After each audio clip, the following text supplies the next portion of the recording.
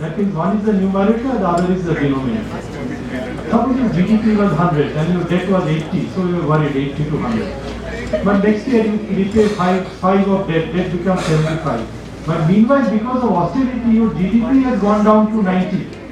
So you are back to square one because growth is stunted because of limitation of expenditure. So there is a lovely article by Krugman in New York Times, 3 articles in succession in 2014. He proves that this is a wrong policy. He has just written this Monday, which is 29th of June. If you can look up that article, he's saying that Greece's problem is entirely created by Germany. And as simple as that. And he calls it, in the US context, you see, he's one of the most hated economists as far as Republicans go. He feels that USA has practiced the 1% solution, inverted comma, 1% solution. And in a recent article, he has gone even beyond that. I'll tell you how. So he says, in US, they also have this fiscal deficit issue, and they try and control it by curtailing expenditure. But where they cut is the expenditure on social benefits. So recently, Obama's healthcare bill has been passed by the Supreme Court, and according to Paul Krugman, that's a lovely, brilliant thing to happen. Because otherwise, poor would have suffered if that healthcare bill was declared to be not implementable or something. So he's saying this 1% solution is taken by the 1% top level people based in New York, Washington, and they are not bothered about the poor. So they want to implement fiscal deficit contraction and by cutting expenditure on the poor. They are delighted if the poor suffer. Now he's saying in so many words. And in a recent article, he has gone one step ahead. He said this is a disguise method, 1% solution was the disguised method to bring the blacks down. Bulk of the poor are blacks. So he's saying USA has a serious race relations problem, not because you are calling somebody black or you are killing them or whatever. It's because of the budget. Because the budget is poised towards cutting the social expenditure on various fronts and thereby harming the poor, many of whom are blacks. So we have now gone to the absolutely bottom line that it's a move to harm the blacks. But that may be semantics, you may or may not agree with it. But he says this 1% solution is disastrous for any country. And India, you saw, is not that much better. 62% of the people are in that level. So should you practice fiscal deficit control? Should you curb expenditure on social matters? Or should you increase the benefits for the poor, enable them to come up quickly, and at the same time you spend on growth? But which means that your fiscal deficit targets, so just to come to the bottom line, you cannot do that. If you want to have 4.1% fiscal deficit, you can't do that unless your tax collections and revenue work substantially, which is not going to happen. So the moot point is at this point, at this juncture of Indian economic development, can you follow this fiscal restraint targets? Now this is attacking a basic issue, mind you. Most of the people think the other way. But Panagaria made a noise before the budget, then he stopped. I think he was instructed to stop. I have a feeling. He was saying that, look, don't be fiscal deficit, let it be 2% more. We have scope, I think he said 2% or something like that. 2% more we can afford. But our central bank governor said, no, inflation will go up. So there are many sides to an argument. But I thought I'll pose this problem to you by illustrating the poverty matter. So we have discussed two issues now. One is that whether interest rate should be the sole criteria for inflation and should the interest rate be reduced? Should central bank be the sole arbiter of interest rates? And the other is this famous dispute which has significant impact, I believe, on India's economy.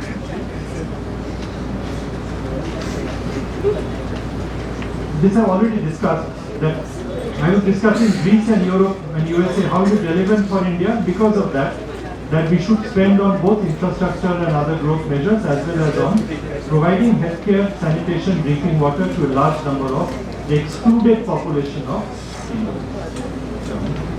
There is another benefit of large government expenditure. See, this is accepted by all economists without any exception. Is that they call it crowding out and crowding in. Large government expenditure actually crowds in private investment. If private investors find that lots of things are happening, roads are being built, so poor people are coming up, they will invest more also. So large government expenditure has the impact of crowding in private sector investment. So it has another benefit, because I think again we are too obsessed by the budget, because the budget is only one part of the financial parameters in the country. Private investment is even more important. Much more money can come through that route. So this has the advantage of crowding in private investment, that is large government expenditure. Now, I thought I'll draw your attention to another study by the McKinsey. They have a McKinsey Governance Institute, which shows that this is again 1.5 years old, okay, but the basic fact remains. 56% of the population, that is 680 million Indians. The current population is about, as we speak, is 1.25, 1.30, 1.28. It was yesterday, so today. So 680 million Indians lack means to meet 8 basic needs. This is where those Tendulkars and due respect have gone wrong. They have considered food, they should consider everything. 8 basic needs: food, energy, housing, sanitation, drinking water, healthcare, education and social security. So it's just not possible in that kind of level of income. So what are we looking at India's development? The conclusion is the Indian development has not been inclusive, it has been exclusive. Certain people have gone up in life and most others have sunk. There is a very interesting book which I would advocate everybody in this room to read. It's a book written by a French economist, Thomas Piketty. It's called Capital in the 21st Century. It's a brilliant analysis with the aid of facts and figures for USA, UK, France. He's a Frenchman, so France is there also. That how in those countries, not talking of India, India and China he did study, but not much. That how the gap has increased in those countries. In other words, the gap between the very rich and the middle class also, not the poor. Poor percentage is comparatively lower there. But the gap has really transcended, has gone beyond all reasonable limits. So this Thomas Piketty book is about 500 pages. The reason it is 500 pages, he just didn't want to make a statement just like that the income is gone up and this thing. What he did, very interesting, he took the tax returns. He studied all the tax return files of these countries, where they're available. They're available on the libraries and the net and so on.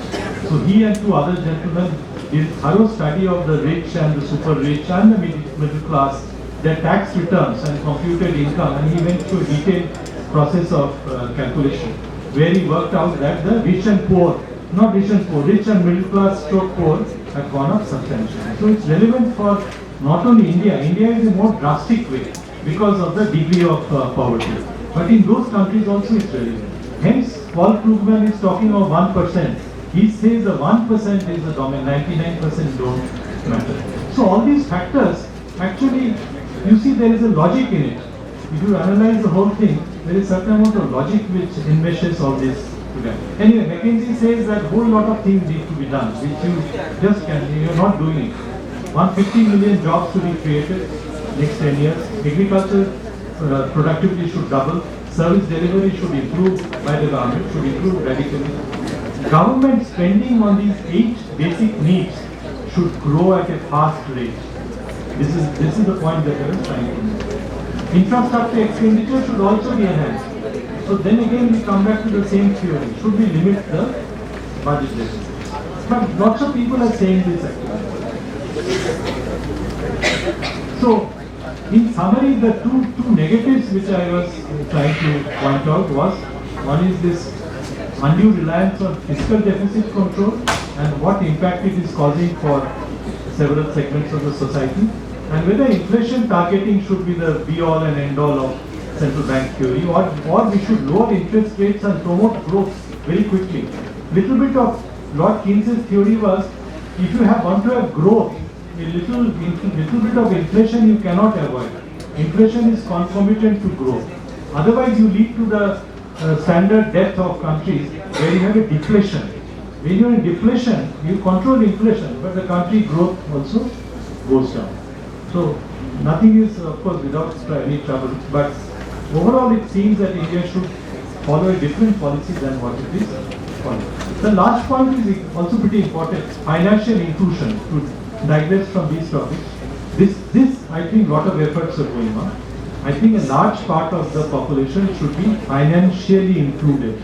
Basically, what it means is the banking coverage has to improve. This is essential for at least one reason: to ensure that the delivery of the direct benefit transfers reach the correct people without middlemen.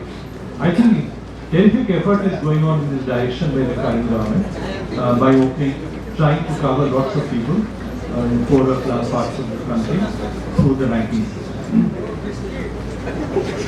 Now, finally, I thought I'll just discuss, just as a matter of interest. You may not devote any attention afterwards after listening to me on this. You know, our income tax system, you are all various experts here, not an expert. How much percentage of people it covers? Nothing. How much is the collection on income tax? So, what about the alternative strand of thought, which when, you know, the India after independence invited gentleman for Nicholas Caldor, you know that economist, so Nicholas Caldor came and suggested expenditure tax, which I believe personally is a great idea, provided financial inclusion is provided. Now, how it works, so people should not be taxed on the incomes, but should be taxed on their consumption expenditure, not savings, because suppose I earn 1,000 rupees, 500 rupees I have spent on putting in some savings instruments and 500 on consumption, I should be taxed on consumption. Easier to say than English, however. So this concept will have a terrific benefit. Immediately it will cover a whole lot of people. And not only the few income tax payers who are neither here nor there. It will cover a whole lot of people. And savings will also grow. If I find that my consumption is being taxed, I will automatically increase my savings. The base of taxation becomes higher, as I said. Implementation has to be through the bank network. So unless financial inclusion is there, it should not be tried. One criticism is that this levy is regressive in nature, in the sense, if I spend 1,000 and rich man spends 1,000, rich man gets taxed at the same rate. But this could be avoided by having a slab system on expenditure. People who can spend up to 1,000 will be taxed at 3%. Those between 1,000 and 10,000, those above a million, same rate of income tax, progressive way. To make it progressive, the same concept should be followed. Abandoned afterwards. Because financial inclusion was not there. This is something. Now, this I don't know if you remember, there was an organization called Arth Kranti in Ahmedabad actually. Before the budget of 2014-15, they presented an idea of banking transaction tax. Again the same concept. So there should be a flat 2% tax on all bank transactions. You can't distinguish between this and that and so on. So on bank transaction, unless it is put in a savings issue, it should be taxed at 2%. They made a calculation, this will generate 40 lakh crores for the government. I don't know correct or not. But and central government will collect this money and distribute it to the state government. All cash transactions above 2,000 should be banned. Now, I mean, this is a broad, very broad concept, but I think it's worth paying attention to this idea whether the basic system of taxation should be at a relook once financial inclusion takes place, and may not be a bad idea because a whole lot of people are not paying taxes and will come into the bill. Mind you, last paragraph. The BTP has been tried, but it is somehow failed. I don't know, I can't analyze, I am not analyze the reason. Say in Australia, they tried, but you know, it was, so other countries have picked up the principle of banking transaction tax and tax on expenditure, but it hasn't really. Friends, thank you very much. I think this is all what I wanted to say. I hope some of the